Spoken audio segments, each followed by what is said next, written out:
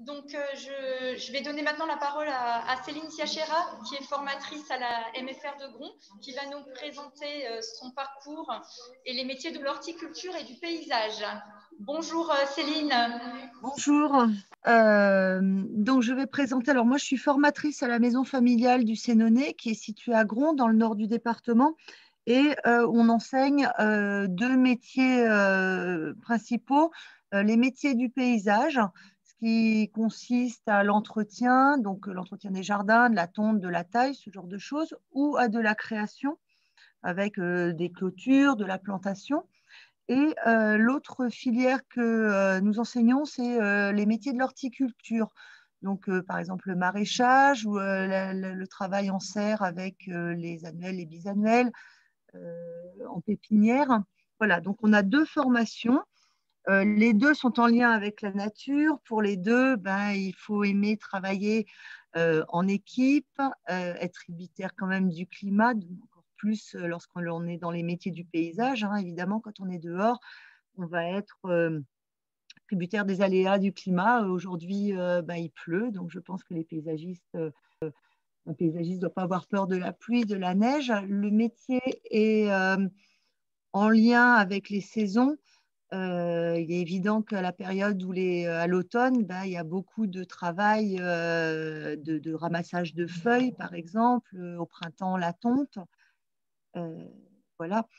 Pour le côté féminin du métier, il est évident qu'il y a peu de femmes parce que c'est un métier qui est considéré comme rude, d'autant plus quand on est en paysage, hein, en pépinière ou enfin en horticulture, c'est un petit peu moins vrai. Mais du coup, ce sont des jeunes femmes qui sont souvent très motivées, qui savent se faire entendre dans un métier qui est dit métier d'homme. Et qui sont souvent, oui, très déterminés. Les qualités qu'il faut avoir au-delà de la force physique, qui, je pense, n'est pas vrai. Hein. Il faut être effectivement courageux, surtout. Ça ne demande pas une très grande force physique, ça demande de la résistance, d'aimer être dehors. Je pense que surtout, il faut être passionné par les plantes. Que l'on soit en horticulture ou en paysage, ça demande une connaissance des plantes, des végétaux en général, plutôt, hein, des arbres, des arbustes, des plantes, de façon à faire son métier au mieux. Un paysagiste qui ne plante pas les bons végétaux au bon endroit, dans le bon sol, ne sera pas un bon paysagiste. Les clients ne vont pas être très, très heureux d'avoir un super olivier qui tiendra une année ou deux. On travaille généralement auprès de clients privés pour les paysagistes, mais parfois aussi, on peut être embauché par une commune, travailler auprès de clients donc privés ou publics. Qu'est-ce que je dois dire encore? Ça demande aussi alors un œil un petit peu artistique, on va dire, où il faut savoir aménager le paysage de façon harmonieuse. Ce n'est pas juste planter des choses, il y a un travail au niveau de la couleur, au niveau du choix des végétaux. Ça se fait plutôt sur les études plutôt supérieures. Pour choisir, pour accéder à ce métier, il y a plusieurs échelons. On peut faire un CAP. Le CAP, nous, on ne le propose pas à la maison familiale, sauf en formation adulte, mais pas en formation jeune, peut-être un jour. Sinon, on peut y accéder dès la 4e et la 3e, hein, puisque nous offrons une formation d'enseignement agricole et donc c'est en alternance. Toute la scolarité est faite en alternance, c'est-à-dire qu'il y a 16 semaines d'école, 22 semaines de stage chez les 4e, 3e et secondes, où les stages se font chez différents professionnels de façon à découvrir le métier. À partir de la seconde, on peut s'engager sur 3 ans, seconde, première et terminale, pour l'obtention d'un bac pro, soit le bac professionnel aménagement paysager, soit le bac professionnel production horticole. Et on peut poursuivre aussi à la maison familiale avec un BTS. Il est possible aussi de poursuivre après le BTS, pas à la maison familiale.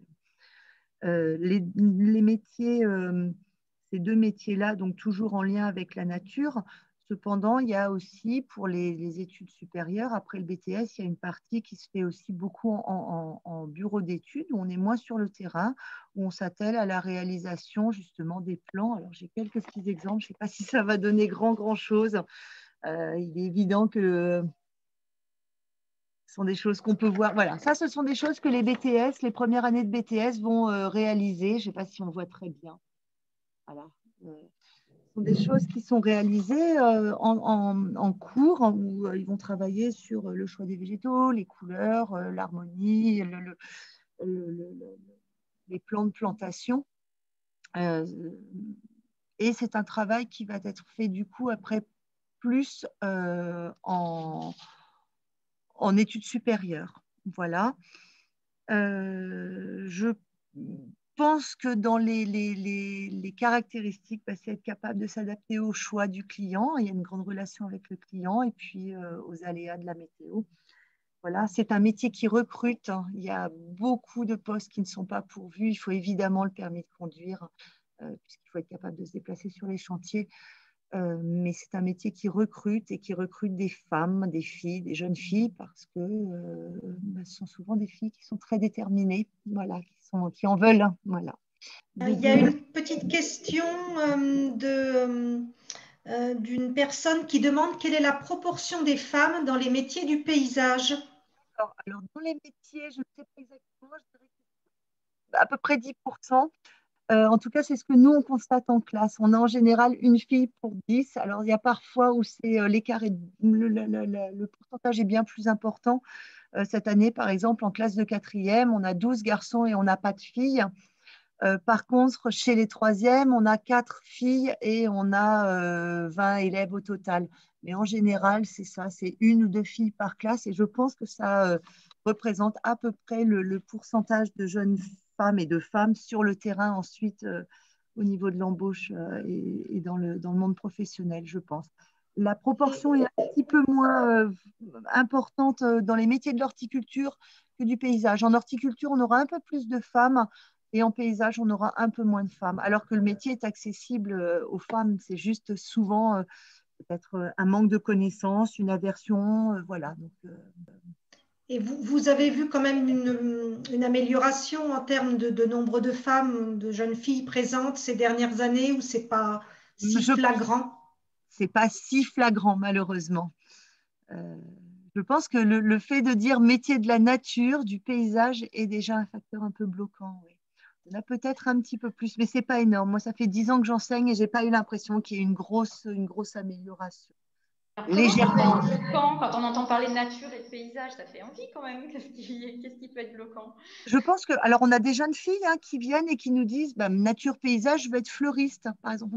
On a très peu de garçons qui veulent être fleuristes. Nous, on n'a même pas cette formation-là. Donc là, on va les aiguiller sur effectivement l'horticulture ou le paysage. Et ce sont du coup des filles qui ne savaient pas que ces métiers-là étaient ou existaient et ou étaient accessibles aux femmes, et du coup qui s'engagent sur cette voie-là et qui sont parfois, qui sont même souvent très heureuses, quoi.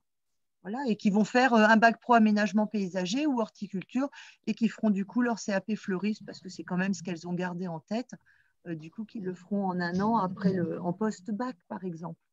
Ou qui, en BTS, la proportion est quasiment de moitié-moitié par contre. Voilà. J'en profite. Claire, je te coupe la parole une seconde. J'ai une autre question. Peut-être préciser ce qu'est le maraîchage. Peut-être que ça ne parle pas à tout le monde, s'il vous plaît, madame. D'accord. Alors, dans la branche production végétale, on peut s'orienter sur la pépinière. Je ne sais pas, par exemple, dans le Morvan, il y a des gens qui font pousser des sapins ou des arbres. Je crois qu'il y en a un pas très loin de chez nous. On peut s'orienter sur tout ce qui est les productions végétales sous serre, avec les plants de plantes, de légumes. Et puis le maraîchage, c'est ce qui est ou en serre ou en pleine terre, c'est la production des légumes en eux-mêmes. C'est ce qu'on va retrouver ensuite sur les marchés. C'est un métier qui est accessible autant aux femmes qu'aux hommes. Il n'y a pas au niveau de la qualité physique, ça ne demandera pas plus de compétences. C'est un métier qui est souvent assez minutieux aussi, hein, voilà, où il faut être patient. On ne plante pas et ça pousse directement. Voilà, c'est un processus, mais qui est accessible autant aux femmes qu'aux hommes. Donc voilà, le maraîchage, c'est faire pousser des légumes de saison, tant qu'à faire, dans des serres non chauffées. Une question de l'école de la deuxième chance. Est-ce que les notions de biodiversité, de permaculture, par exemple, entrent dans vos enseignements? Bien sûr, l'enseignement s'est adapté au fur et à mesure à la société en général. Et puis, notre enseignement qui est en alternance est aussi beaucoup basé sur le retour des élèves quand ils reviennent de stage. Donc oui, ce sont des notions qui sont abordées dans les matières techniques, oui, bien évidemment. Et l'enseignement général, hein, les maths, le français, l'anglais, est aussi adapté au monde professionnel. Pour ma part, j'enseigne l'anglais et je fais de l'anglais en lien avec le jardin, la nature. Il est évident que je ne vais pas faire des cours sur le commerce, par exemple. Ça n'aurait aucun sens. Et c'est pareil pour mes collègues qui interviennent en matière générale. Au revoir et bonne journée de formation à tous. Merci Céline.